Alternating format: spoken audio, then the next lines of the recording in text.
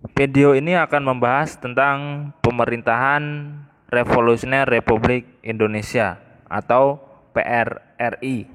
Seperti video-video yang sudah saya tayangkan beberapa hari yang lalu, materi ini adalah masih berkaitan dengan materi perjuangan bangsa Indonesia dalam menghadapi ancaman disintegrasi. Di mana ada 3 faktor. Yang pertama adalah karena perbedaan ideologi, yang kedua adalah faktor kepentingan, dan yang ketiga adalah faktor sistem pemerintahan. Nah, pada faktor sistem pemerintahan ini ada pemberontakan PRRI. Jadi silakan tonton, simak, dan pahami penjelasan dari saya. Sebelum masuk ke materi, saya ingin bertanya dulu kepada anak-anak. Anak-anak pernahkah mendengar istilah otonomi daerah? Ya, jadi daerah itu diberikan kebebasan, keleluasaan untuk mengolah daerahnya sendiri-sendiri, daerahnya masing-masing.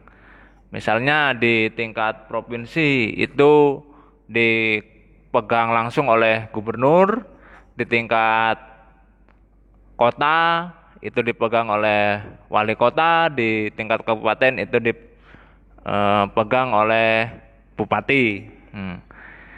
Istilah-istilah seperti itu muncul itu setelah adanya reformasi, ya, setelah adanya reformasi tahun 1998, di mana pemerintah pusat memberikan otonomi kepada daerah. Maka dalam urusan politik pun seperti gubernur, bupati, dan wali kota itu dipilih langsung oleh rakyat di daerahnya masing-masing. Ya, atau biasa disebut dengan istilah pilkada, pemilihan kepala daerah. Begitupun dengan anggota legislatifnya, anggota DPR-nya, ada Dewan Perwakilan Rakyat Daerah atau DPRD, itu di tingkat provinsi dan di tingkat kabupaten kota. Nah, apa hubungannya dengan PRRI? Mari kita simak penjelasan dari saya. Latar belakang PRRI yaitu kesenjangan antara pusat dan daerah dalam hal pembangunan. Ya. Kalau zaman sekarang pembangunan tadi sudah saya katakan bahwa semua diserahkan ke daerah masing-masing, artinya diberikan ke wewenangnya diberikan ke gubernur untuk tingkat provinsi dan wali kota itu di tingkat kota dan kabupaten itu adalah bupati. Nah, pada waktu itu, pada awal kemerdekaan, pemerintah pusat itu lebih mementingkan pembangunan yang ada di pusat. Dalam hal ini di ibu kota Jakarta. Sedangkan di daerah itu masih banyak daerah-daerah tertinggal, bahkan tidak tersentuh oleh pembangunan. Maka timbul rasa iri. Ya, timbul rasa iri dari orang-orang daerah. Nah, orang-orang daerah ini adalah ya orang Indonesia sendiri.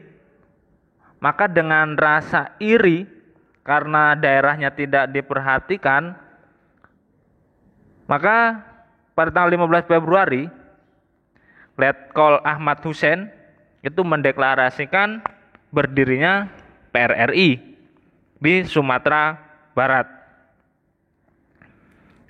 Kemudian Saprudin Prawira Negara itu ditunjuk menjadi Perdana Menteri PRRI yang pertama.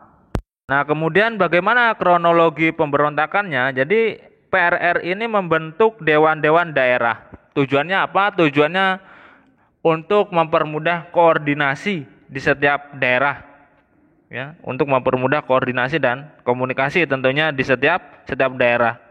Yang pertama Dewan Banteng, itu di Sumatera Barat.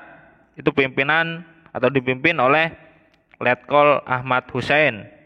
Kemudian Dewan Gajah ini di Sumatera Utara, ini dipimpin oleh Letkol M. Simbolon.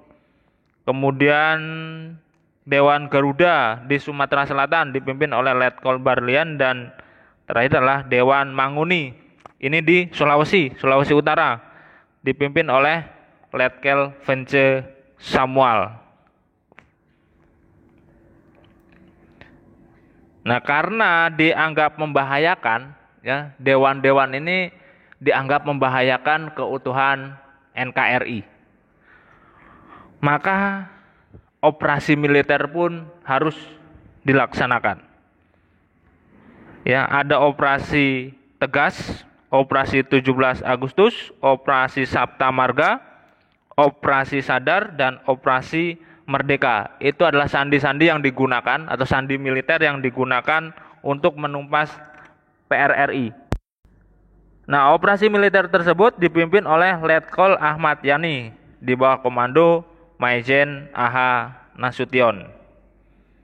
Operasi militer pertama kali dilancarkan tanggal 14 Maret 1958 dengan menguasai sumber minyak yang ada di Pekanbaru, kemudian diperluas hingga ke Padang.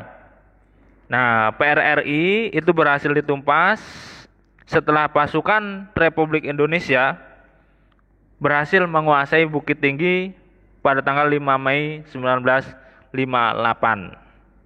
Maka setelah itu padamlah pemberontakan PRRI yang mengancam keutuhan Negara Kesatuan Republik Indonesia. Yaitu penjelasan tentang PRRI.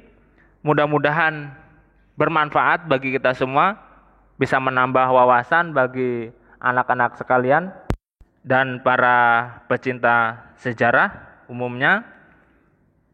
Dengan belajar dari PRRI, kita dapat mengambil hikmah bahwa